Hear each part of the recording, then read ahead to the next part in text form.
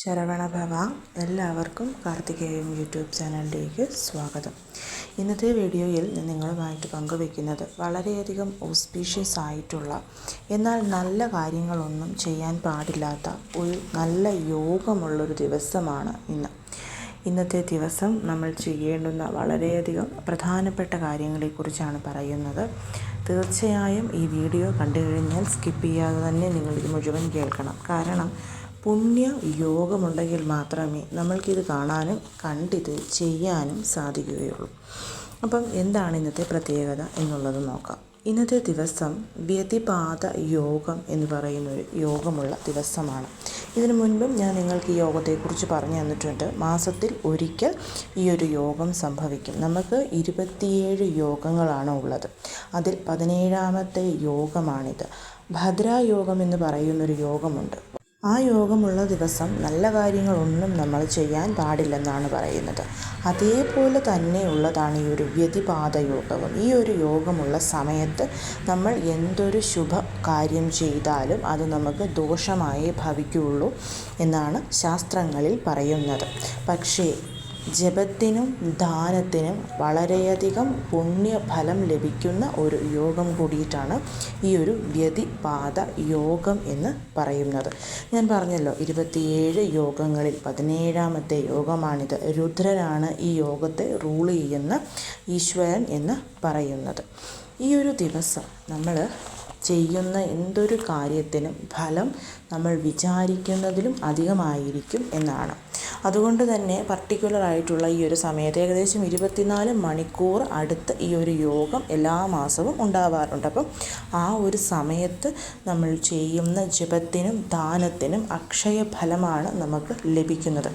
അതേപോലെ തന്നെ ഈ ഒരു സമയങ്ങളിൽ നമ്മൾ കയറി താമസം, അതായത് ഹൗസ് വാമിങ്, തറക്കല്ലിടുക, അതേപോലെ തന്നെ കല്യാണം, പുതിയൊരു ജോലിക്ക് കയറുക, വാഹനം മേടിക്കുക, അങ്ങനെയുള്ള കാര്യങ്ങളൊന്നും തന്നെ ചെയ്യാതിരിക്കുക. അത് നമുക്ക് ദോഷമായിട്ടേ ഭവിക്കുകയുള്ളൂ. അതുകൊണ്ട് നമുക്കൊരു ഗുണം ഉണ്ടാവില്ലെന്നാണ് ശാസ്ത്രങ്ങളിൽ പറയുന്നത്. ഈ മാർച്ച് മാസത്തെ വ്യതിപാത യോഗമെന്ന് പറയുന്നത് ഇന്ന് 2026 മാർച്ച് 12 വ്യാഴാഴ്ച രാവിലെ 9:59 ആരംഭിച്ചിട്ട് പിറ്റേ ദിവസം, അതായത് 2026 മാർച്ച് 13 വെള്ളിയാഴ്ച രാവിലെ 10:30 വരെയാണ് ഉള്ളത്. അപ്പോൾ ഈ സമയത്ത് എന്തൊക്കെ ചെയ്യണമെന്ന് നോക്കാം. അതിനു മുൻപ് ആദ്യമായിട്ടാണ് നിങ്ങൾ ഈ ചാനൽ കാണുന്നതെന്നുണ്ടെങ്കിൽ ചാനലൊന്ന് സബ്സ്ക്രൈബ് ചെയ്യുവാനും വീഡിയോ മുഴുവനായിട്ട് കണ്ട് ഇഷ്ടപ്പെട്ടാൽ ലൈക്ക് ചെയ്യുവാനും ഷെയർ ചെയ്യുവാനും മറക്കരുത്. മഹർഷിയായിട്ടുള്ള ശംഖ പറഞ്ഞിരിക്കുന്നത് ഫലം ലക്ഷം സമുത്പത്തോ ബ്രഹ്മണേ കോടി പൂജ്യതേ പതനേ ശതകോട്യസ്തു പാഥേ വൈദത്ത് അക്ഷയ എന്നാണ്. എന്ന് പറഞ്ഞു കഴിഞ്ഞാൽ ഈ തുടക്ക സമയത്തെ ദാനം നമുക്ക് ലക്ഷം ഫലവും, മധ്യകാല സമയത്തെ ദാനം നമുക്ക് 1 കോടി തവണ ദാനം ചെയ്ത ഫലവും, ഈ യോഗത്തിൻ്റെ അവസാനത്തെ സമയത്തെ ദാനം 100 കോടി ദാനം ചെയ്ത ഫലവും, ഈ യോഗത്തിൻ്റെ ഏറ്റവും ഒടുവിലത്തെ സമയത്തെ ദാനത്തിന് അക്ഷയ ഫലവും നമുക്ക് ലഭിക്കുമെന്നുള്ളതാണ്. അപ്പം ഞാൻ ആ വരുന്ന ഓരോ സമയങ്ങളും നിങ്ങൾക്ക് കറക്റ്റായിട്ട് പറഞ്ഞു തരാം. അപ്പോൾ ആ ഒരു സമയത്ത് നിങ്ങൾക്കിതിൽ ഏത് സമയത്ത് ദാനം ചെയ്യാനാണോ പറ്റുന്നത് ആ ഒരു സമയം സെലക്ട് ചെയ്ത് നമ്മൾ ദാനം ചെയ്യുക എന്നുള്ളതാണ്. അതേപോലെ തന്നെ ഈ ഒരു സമയത്ത് നമ്മൾ ജപിക്കുന്ന എന്തൊരു മന്ത്രത്തിനാണെങ്കിലും, അതായത് അധിക ജപം അധിക ഫലം എന്നാണ് പറയുന്നത്. മന്ത്രം ജപിക്കുമ്പം നമ്മൾ ശ്രദ്ധിക്കേണ്ടുന്ന കാര്യം, നമുക്ക് ആലസ്യം പാടില്ല, അതായത് മടുപ്പോടുകൂടി ജപിക്കാൻ പാടില്ല. ഒരേ ഒരു തവണ മാത്രമേ നമ്മളൊരു മന്ത്രം ജപിക്കുന്നുള്ളെങ്കിലും അത് അത്രമാത്രം ഉന്മേഷത്തോടും ഭഗവാനോടുള്ള ഭക്തിയോടും കൂടി ജപിച്ചു കഴിഞ്ഞാൽ അതിന് നമുക്ക് ഫലം കിട്ടും. ഒപ്പം തന്നെ നമ്മൾ ഹോമങ്ങൾ ചെയ്യുന്നത്, നമ്മുടെ പേരിൽ, കുടുംബത്തിലുള്ളവരുടെ പേരിൽ ഗണപതി ഹോമം, ഭഗവതി സേവ, സുദർശന ഹോമം, അങ്ങനെയുള്ള ഹോമങ്ങൾ ക്ഷേത്രത്തിൽ ചെയ്യിക്കുന്നതിനും അക്ഷയ ഫലം കിട്ടുമെന്നാണ് പറയുന്നത്. അതായത് ഒരിക്കലും നശിക്കാത്ത ഫലം. ശാസ്ത്രപ്രകാരം നമ്മൾ എത്ര മാത്രം ജന്മമെടുക്കുന്നു ആ ജന്മത്തിലെല്ലാം ഈ ഒരു യോഗ സമയത്ത് നമ്മൾ ചെയ്ത ജപത്തിൻ്റെയും ദാനത്തിൻ്റെയും പുണ്യം നമ്മളെ തേടി വരും. നമ്മുടെ 7 തലമുറകൾക്കും ആ ഒരു പുണ്യം ഉണ്ടായിരിക്കും എന്നുള്ളതാണ്. അതുകൊണ്ട് തന്നെ ഈ ഒരു സമയം നമ്മൾ ആരും തന്നെ മിസ് ചെയ്യരുത്. അപ്പം ഇതിൻ്റെ ഓരോ ഘട്ടം ഘട്ടമായിട്ട് സമയം ഏതാണെന്ന് ഞാൻ പറയാം. അതിനുശേഷം ദാനം ചെയ്യേണ്ടുന്ന കാര്യങ്ങളെക്കുറിച്ച് പറയാം. അപ്പം ആദ്യത്തെ കാര്യം എന്ന് പറഞ്ഞു കഴിഞ്ഞാൽ എന്തായിരുന്നു? ഫലം ലക്ഷം സമുത്പത്തോ, അതായത് ആദ്യത്തെ ആ ഒരു സമയമെന്ന് പറയുന്നത്, നേരത്തെ ഞാൻ പറഞ്ഞിരുന്നല്ലോ വ്യതിപാത യോഗം തുടങ്ങുന്ന സമയം അവസാനിക്കുന്ന സമയത്തും, ഇന്ന് രാവിലെ 9:59 മുതൽ ഇന്ന് വൈകിട്ട് 6:59 വരെയുള്ള സമയത്ത് നമ്മൾ ചെയ്യുന്ന ഏതൊരു ദാനത്തിനും നമുക്ക് ലക്ഷം ഫലമാണ് കിട്ടുന്നത്. അതായത് ഒരേ ഒരു പ്രാവശ്യം നമ്മൾ ദാനം ചെയ്താൽ 1,00,000 പ്രാവശ്യം ദാനം ചെയ്ത് ഫലം കിട്ടും. ഹോമം ചെയ്താലും അതേപോലെ തന്നെ ഒരു മന്ത്രം ജപിച്ചാലും ഇത് തന്നെയാണ് ഫലം. ഇനി രണ്ടാമത്തെ സമയമെന്ന് പറയുന്നത് ഇന്ന് വൈകിട്ട് 6:59 ആരംഭിച്ചിട്ട് നാളെ 13-ാം തീയതി മാർച്ച് വെള്ളിയാഴ്ച അതികാலை 3:35 വരെയുള്ള സമയം. ഈ സമയത്ത് നമ്മൾ ദാനം ചെയ്താൽ നമുക്ക് കോടി ഫലമാണ് ലഭിക്കുന്നത്.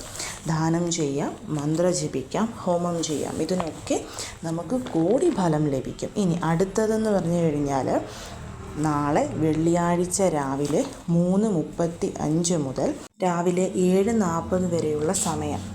ആ ഒരു സമയത്ത് നമ്മൾ ദാനം ചെയ്യുക, ഹോമം ചെയ്യുക, മന്ത്രം ചെയ്യുക ചെയ്താൽ അതിന് നമുക്ക് 1000 കോടി ഫലമാണ് ലഭിക്കുന്നത്. ഇതിന് ഏറ്റവും അവസാനം എന്താണ്? പാതോ വൈദത്തം അക്ഷയ, അതായത് അവസാനത്തെ മുഹൂർത്തമായ 7:40 മുതൽ 10:30 വരെയുള്ള സമയത്ത് നമ്മൾ ചെയ്യുന്ന ജപ, ദാന, ഹോമ ഫലം എന്ന് പറഞ്ഞാൽ അക്ഷയ ഫലമാണ്. എല്ലാ ജന്മത്തിലും ഉണ്ടാകും, ഒരിക്കലും നമുക്കത് നാശം സംഭവിക്കില്ല എന്നാണ് പറയുന്നത്. അപ്പോൾ ഇതിൽ നിങ്ങൾക്കിഷ്ടമുള്ള ഒരു സമയം നിങ്ങൾ തിരഞ്ഞെടുക്കുക. ഈ ഓരോ സമയത്തും ദാനം ചെയ്യണമെന്നുണ്ടെങ്കിൽ അങ്ങനെ ചെയ്യാം, അങ്ങനെ അല്ലെങ്കിൽ ഇതിൽ പർട്ടിക്കുലറായിട്ടുള്ള ഒരു സമയം തിരഞ്ഞെടുത്ത് ആ സമയത്ത് നമ്മളെ കൊണ്ട് പറ്റുന്നത് എന്താണോ അത് ദാനം ചെയ്യുക. ദാനമെന്ന് പറയുമ്പം ദാനങ്ങളിൽ ഏറ്റവും പുണ്യം നിറഞ്ഞത് അന്നദാനമാണ്. ഒന്നെങ്കിൽ അരിയും പച്ചക്കറിയും ധാന്യങ്ങളുമായിട്ട് നമുക്ക് ആർക്കെങ്കിലും വാങ്ങിച്ചു കൊടുക്കാം.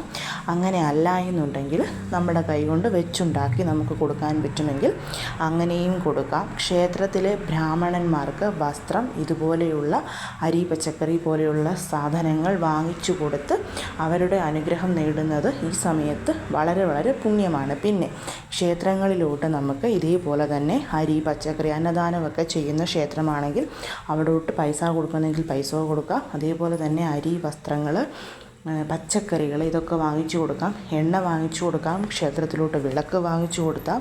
ഇങ്ങനെയുള്ള കാര്യങ്ങളൊക്കെ ക്ഷേത്രത്തിലോട്ട് ഈ സമയത്ത് ചെയ്യാവുന്നതാണ്.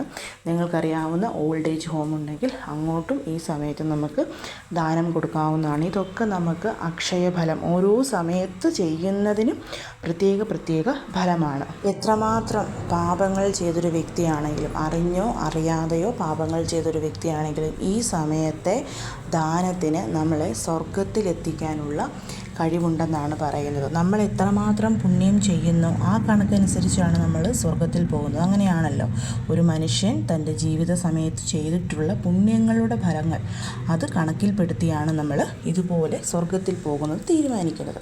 അപ്പോൾ അങ്ങനെ വരുമ്പം നമ്മൾ ഇതുപോലെയുള്ള യോഗങ്ങൾ സാധാരണ ദിവസങ്ങളിൽ നമ്മൾ ചെയ്യുന്ന ദാനത്തേക്കാൾ ഇതുപോലെയുള്ള യോഗങ്ങൾ വരുന്ന സമയത്ത് ചെയ്യുന്ന ദാനത്തിന് പുണ്യം കൂടുതലാണെന്നുള്ളതിനാണ് ഞാൻ നിങ്ങളെ ആദ്യം തന്നെ ശംഖു മഹർഷിയുടെ ആ ഒരു ശ്ലോകം 2 വരി പറഞ്ഞ് കേൾപ്പിച്ചു തന്നിട്ട് ഇത് വ്യക്തമായിട്ട് പറഞ്ഞു തരുന്നത്.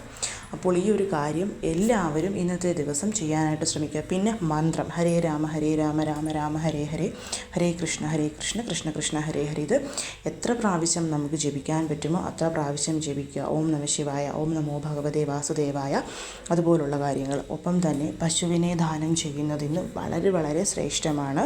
ഇപ്പോൾ എല്ലാവർക്കും പശുദാനമൊന്നും ചെയ്യാൻ പറ്റിയെന്ന് വരില്ല. വീടിനടുത്ത് ഗോശാല ഉണ്ടെങ്കിൽ തീർച്ചയായും ഇന്നത്തെ ഈ ഒരു സമയത്ത് ഞാനിതിൽ പറഞ്ഞ ഏതെങ്കിലും ഒരു സമയത്ത് അവിടെ പോയി പശുവിന് നമ്മൾ ശർക്കര, അതേപോലെ കുതിർത്ത ചെറുപയർ, കറുകപ്പുല്ല് ഇതൊക്കെ വാങ്ങിച്ചു കൊടുത്ത് പശുവിനെ തൊട്ട് നമസ്കരിക്കണം. പിണ്ണാക്കൊക്കെ വാങ്ങിച്ചു കൊടുക്കാൻ പറ്റുന്ന ഗോശാലയാണെങ്കിൽ അതൊക്കെ വാങ്ങിച്ചു കൊടുക്കുന്നത് വളരെ വളരെ ശ്രേഷ്ഠമായിട്ടുള്ള കാര്യമാണ്.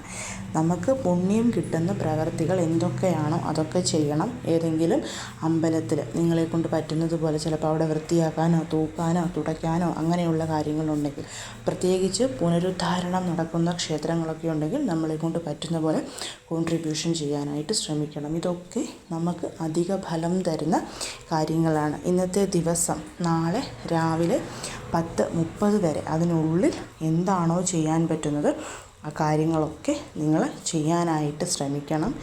ഇപ്പം വെളിയിലൊക്കെ താമസിക്കുന്നവരാണെങ്കിലും ഓൺലൈൻ ട്രാൻസാക്ഷൻസൊക്കെ നടത്താനേ പറ്റൂ എന്നുള്ളതാണെങ്കിലും അങ്ങനെ ചെയ്താലും മതിയാവും. അപ്പോൾ ഈ പറഞ്ഞ ഒരു സമയത്ത് ഞാൻ പറഞ്ഞല്ലോ, ഗുഡ് തിങ്സ് ഒന്നും നമ്മൾ ചെയ്യാതെ ഇരിക്കുക. അത് നമുക്ക് ശുഭമായിട്ട് പര്യവസാനം തരില്ല. പക്ഷേ ദാന ജപ ഹോമങ്ങൾക്ക് നമുക്ക് ശുഭമാണ്. അത് നമ്മൾ വിചാരിക്കുന്നതിൻ്റെ ഇരട്ടി ഫലമാണ് ലഭിക്കുക. അതുകൊണ്ട് ഇതുപോലെയുള്ള കാര്യങ്ങൾ എല്ലാവരും ചെയ്യാനായിട്ട് ശ്രമിക്കണം. എല്ലാ മാസവും ഇനി വ്യതിപാത യോഗം വരുന്ന സമയത്ത് ഞാൻ ആ ഒരു സമയവും മുഹൂർത്തവും നിങ്ങൾക്ക് മുൻപിലോട്ട് കൊണ്ടുവന്നോളാം. ആ സമയത്ത് ഈ ഒരു വീഡിയോ ഓർമ്മയിൽ വെച്ച് എല്ലാവരും പറ്റുന്നത് പോലെ ചെയ്യുക. കാരണം നമ്മൾ കഴിഞ്ഞ ജന്മത്തിൽ അറിയാതെ ചെയ്തു പോയ പാപങ്ങളുണ്ടാവും. അതിൻ്റെ കർമ്മദോഷം നമ്മൾ ഈ ജന്മത്തിൽ അനുഭവിക്കുന്നു. അപ്പോൾ ഈ ജന്മത്തിൽ അറിയാതെ നമ്മൾ എന്തെങ്കിലും പാപം ചെയ്തിട്ടുണ്ടെങ്കിൽ അതിൻ്റെ ദോഷങ്ങളും നമ്മളെ അടുത്ത ജന്മത്തിലും പിന്തുടരും. അപ്പോൾ അതുകൊണ്ട് തന്നെ പറ്റുന്ന സമയങ്ങളിൽ നമ്മളെക്കൊണ്ട് പറ്റുന്നത് പോലെയുള്ള കാര്യങ്ങൾ, ഇതുപോലെയുള്ള യോഗങ്ങൾ വരുമ്പോൾ ചെയ്യാൻ ശ്രമിച്ചാൽ തീർച്ചയായിട്ടും നമുക്കും നമ്മുടെ കുടുംബത്തിലുള്ളവർക്കും ഐശ്വര്യം കൊണ്ടുവന്ന് തരും. അപ്പോൾ എല്ലാവരും ഇത് ചെയ്യാൻ ശ്രമിക്കണം. എല്ലാവരെയും മുരുകൻ അനുഗ്രഹിക്കട്ടെ. ഓം ശരവണഭവ.